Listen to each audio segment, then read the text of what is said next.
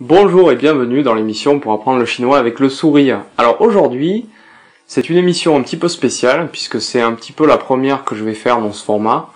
En fait, j'ai décidé il y a pas longtemps que j'arrivais plus à dégager assez de temps pour mettre du contenu un petit peu de qualité en fait sur mon blog et en vidéo. Et que du coup il y avait plein de petites astuces, de méthodes que j'utilisais quotidiennement pour apprendre le chinois en fait, que je ne partage pas parce que je prends pas le temps d'écrire des articles, c'est un peu long, et donc je pense faire en fait par la suite un format vidéo comme celui d'aujourd'hui, un peu plus court, peut-être un peu moins travaillé, un peu plus spontané on va dire, mais qui me permet de partager en fait toutes ces petites techniques que j'utilise, c'est ces choses que j'expérimente un peu tous les jours, qui sont pas forcément tout le temps au point, mais que je souhaite partager pour vous aider à apprendre le chinois avec des méthodes un peu différentes de ce qu'on peut voir un peu partout.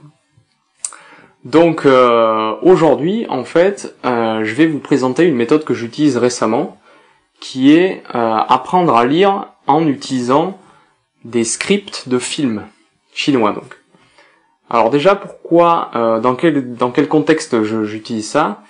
Actuellement en fait je me remets vraiment à apprendre les caractères et à apprendre à lire chinois.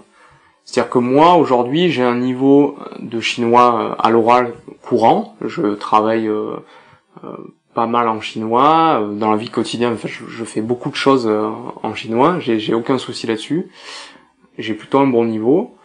Par contre, j'ai jamais pris le temps vraiment d'étudier les caractères parce que je trouvais ça un peu trop dur. Ça m'a beaucoup démotivé d'ailleurs au début quand dans l'apprentissage du chinois, apprendre les caractères, j'y arrivais pas, donc je me suis dit au départ je vais pas les apprendre, je vais faire tout à l'oral, puis on verra dans un second temps si déjà je suis motivé, si je continue à être motivé, je reviendrai dessus. Et là donc c'est plutôt dans cette période-là. Maintenant, j'ai vu un peu l'imitation du tout à l'oral, on va dire, et je reviens un peu à la lecture. J'aime beaucoup lire, donc j'aimerais pouvoir lire en chinois, écrire en chinois. Donc c'est pour ça, bref, je me remets à la lecture.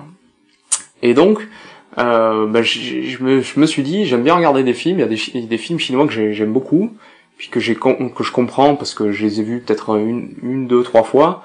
Et comme dans les films, il y a de l'oral, parfois il y a même des sous-titres en anglais, donc en gros je comprends très bien l'histoire. Et je vais profiter de ça pour essayer de lire le script. C'est-à-dire que je cherche le script sur internet, le script ou les sous-titres. Alors les scripts j'ai pas trop trouvé, mais les sous-titres par contre se trouvent très facilement. Et je les télécharge en PDF. Alors je les mets par exemple sur mon Kindle. Donc, j'ai un Kindle, c'est assez pratique. Donc ça se présente comme ça. Voilà. Donc là par exemple c'est le script de Taijiong, c'est un film chinois je crois de 2012 que j'aime beaucoup. J'ai fait d'ailleurs un article, je le mettrai dans les commentaires en dessous de la vidéo, j'ai fait un article qui parle de ce film. C'est un film assez comique que j'aime beaucoup. Et donc ce film qui en anglais c'est d'ailleurs si vous voulez chercher ça s'appelle Lost in Thailand, la traduction anglaise du titre. Et donc voilà, bref, j'ai téléchargé les sous-titres et puis je m'amuse à lire en fait les sous-titres comme ça. Alors donc je connais que quelques caractères pour le moment, je les apprends aussi par d'autres méthodes mais je connais que quelques caractères. Donc j'arrive pas à tout lire.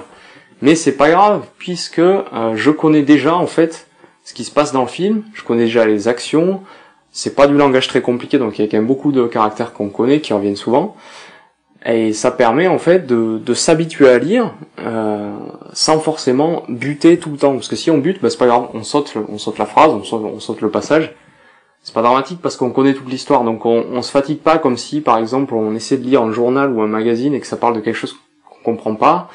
On n'a jamais vu les mots, on connaît pas par avance. Là, l'avantage c'est qu'on connaît déjà ce qui se passe, donc on peut deviner un peu, et ça permet d'assimiler des nouveaux caractères aussi très rapidement, parce que on peut lire comme ça. Moi, je peux lire pendant une demi-heure, même si je comprends que peut-être 50-60% des caractères, c'est pas grave.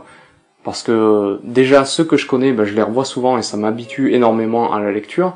Et puis ceux que je connais pas, des fois j'en cherche un ou deux sur un dictionnaire, je les apprends et je trouve que c'est un super moyen pour retenir et c'est une manière un peu sympa quoi. Ce film, moi je me marre tout seul en lisant les sous-titres.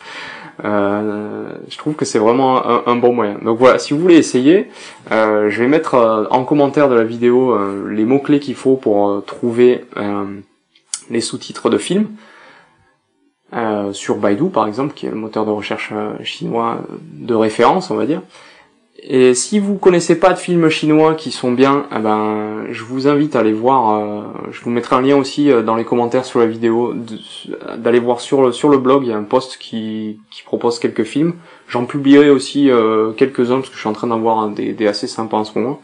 Une liste aussi, de manière régulière, je posterai sur le blog dans tous les cas des films chinois qui sont agréables à regarder, et souvent qui sont pas trop compliqués à comprendre. Parce que il y a certains films qui sont assez complexes à suivre et c'est peut-être pas le plus motivant pour débuter cette technique. Voilà, en tout cas, je vous conseille d'essayer. Dans tous les cas, vous pouvez essayer avec si vous n'avez pas de Kindle, vous pouvez très bien le faire sur PC, c'est un peu moins sympa, ou sur téléphone avec un PDF ou imprimé, bon, même si c'est pas très écolo. Voilà, donc j'espère que vous avez apprécié cette vidéo. Si c'est le cas, je vous propose de cliquer sur j'aime en dessous de la vidéo et de vous abonner à la chaîne, car d'autres vidéos de ce genre viendront dans les jours à venir. Et puis je vous donne rendez-vous à la prochaine, soit sur la chaîne YouTube, soit sur le blog. Salut!